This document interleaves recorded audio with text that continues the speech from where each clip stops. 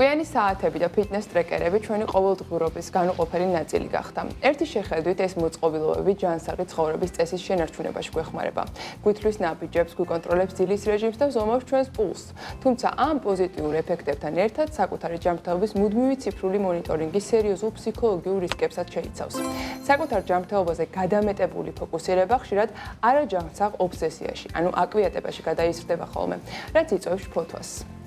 სწორედ ამ ფარული საფრთხის გამო ციფრული ჰიპოქონდრია და მონაცემების სიჭარბით გამოწვეული შფოთვა დღეს ერთ-ერთი მნიშვნელოვანი სადისკუსიო თემაა. კონკრეტულად რა რისკებზეა საუბარი და რატომ არ უნდა ვენდოთ ბრმად ჩვენს ჭკვიან საათებს. ამაზე გვესაუბრება არსენ სებესკვერაც. არსენ, გამარჯობა. მოგესალმებით, ლევან ნინი.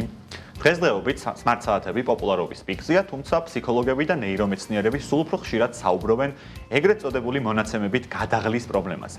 მათი აზრით, ჩვენ ვიქეცით მძღოლებად, რომლებიც გზის ნაცვლად მხოლოდ მანქანის სპიდომეტრსა და საინფორმაციო დაფას უყურებენ. და რეალურად პრობლემა მდგომარეობს იმაში, რომ სწორედაც smart საათები უწყვეტ რეჟიმში გვაწვდის ინფორმაციას საკუთარ ჯანმრთელობაზე, რაც twins ქვეცნობიერად მუდმივი დაძაბულობის რეჟიმში ამყოფებს და უფრო მეტად ხდის მას მიდრეკილს სტრესისა და შფოთვისკენ. ასე რომ დავაზრდოთ უშუალოდ რა იწვევს ამ შფოთვას, იმიტომ რომ ეს მონაცემები რეალურად საჭირო არის ხშირად, თან თუ ხარ ფიზიკურად აქტიური რომ დააკვირდე შენ პულს, შეგვიძლია მუშაობას არის მნიშვნელოვანი და აქვს დადებითი ეფექტიც, თუმცა რა დროს ხდება უკვე ის საგანგაშო.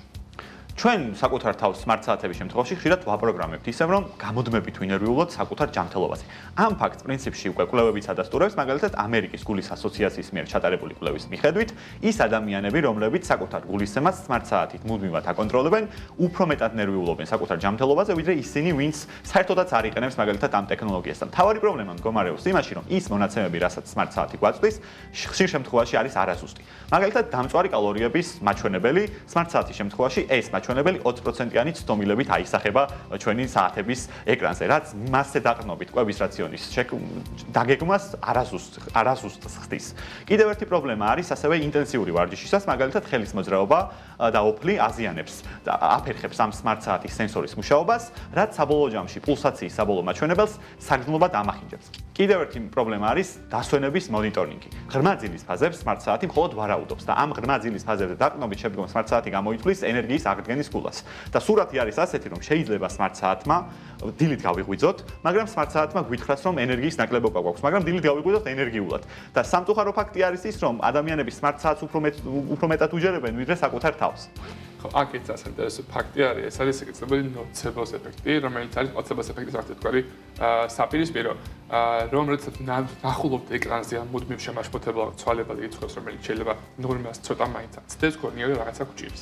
ამისი კარგი მეთოდი არის საავადმყოფოებში, როცა ყველა პაციენტი არის ვთქვათ, აყოლილი მონიტორზე, როგორც კი პულსი ერთით მაინც გადააჭარბებს მათ ჩვეულ რაოდენობას, ანუ მე იწყება შფოთვა ამაზე, რომ რაღაცა ჭირთ, სულ პაციენტები მიდიოდეს გაუმჯობესებისკენ, ეს რიცხვებით თამაში ხდება რაღაცა შფოთვის მიზეზი, ხო? ამიტომაც ეს პლაცებოს ეფექტის საპირისპირო როგორც ვიქცევ.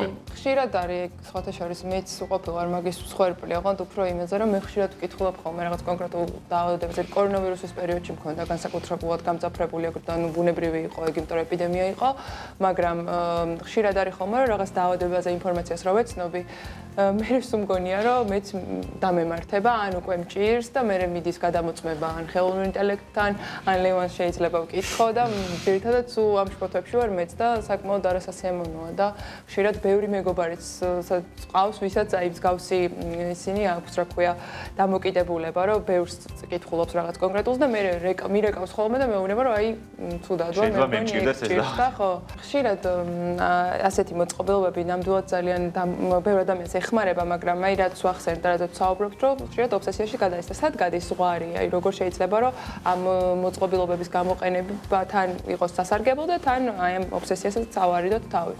ბევრი ფიქრობს, რომ გამოსავალი არის აკრძალვაში და ამ ტექნოლოგიაზე ვარის თქმაში, რაც სავსებით არ არის ასე.